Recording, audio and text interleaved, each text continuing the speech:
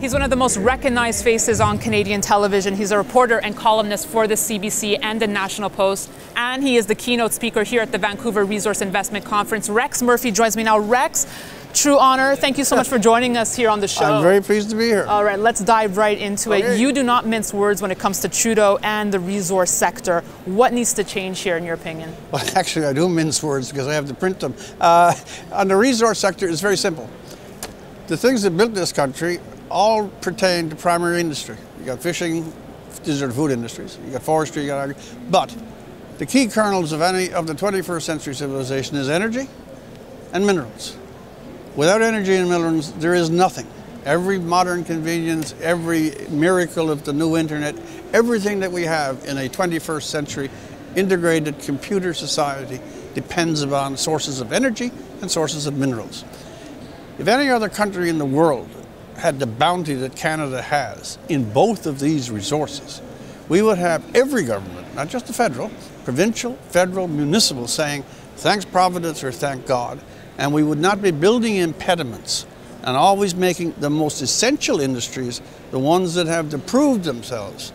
And instead of going off into this vast experiment in a northern climate under the banners of the IPCC and wandering all over the map, we would be concentrating on what we have, making jobs out of it, and protecting those industries.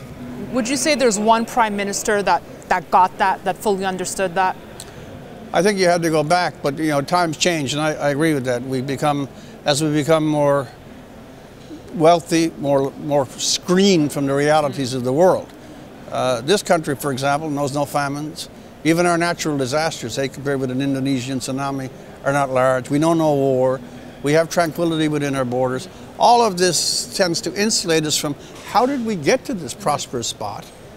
And the last time that I think you'd probably see it on provincial levels. I go back before you even came to be, when Joey Smallwood in the 50s and 60s was Premier of Newfoundland.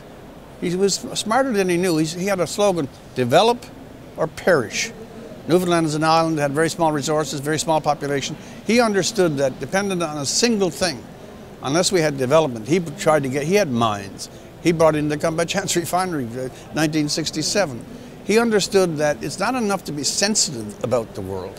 You have to build a structure from within. And the governments today, I think, because we are so prosperous, have forgotten the essential elements of what makes us prosperous in the first place. And you've written, Rex, like, hey, I love moose like the next Canadian, but we have to move forward, move the economy forward. So is it not possible to be pro-resource and pro-environment at the same time? No, not only is it possible, who's the greater environmentalist, the farmer or the person working for Greenpeace? A farmer of 3 generations. I met a farm with grandfather, father, and son. They've worked with nature, produced goods for humankind, the essential thing called food. They have to play with the weather, they have to play with the soil. They know they can't abuse it. Fishermen. I know fishermen in my home province who can leave a small port in the middle of a fog. This is before GPS. Go 200 miles out to sea in a fog, come home within 6 inches of their house. They know weather, they know salt water, they know the currents, they know the direction of the wind. People who use the earth or who use the sea have a more educated concern for it than 5 or 6 people wandering around Vancouver with backpacks and strange signs.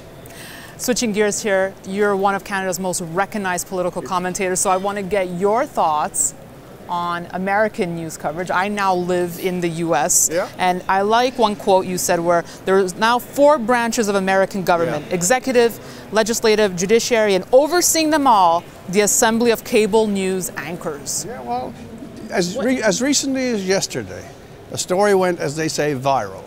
Captured some teenagers from some school standing by an indigenous American, and the story went, you know, teenagers mock elder, which is a horrible story, etc., etc. I'll just jump to the punchline.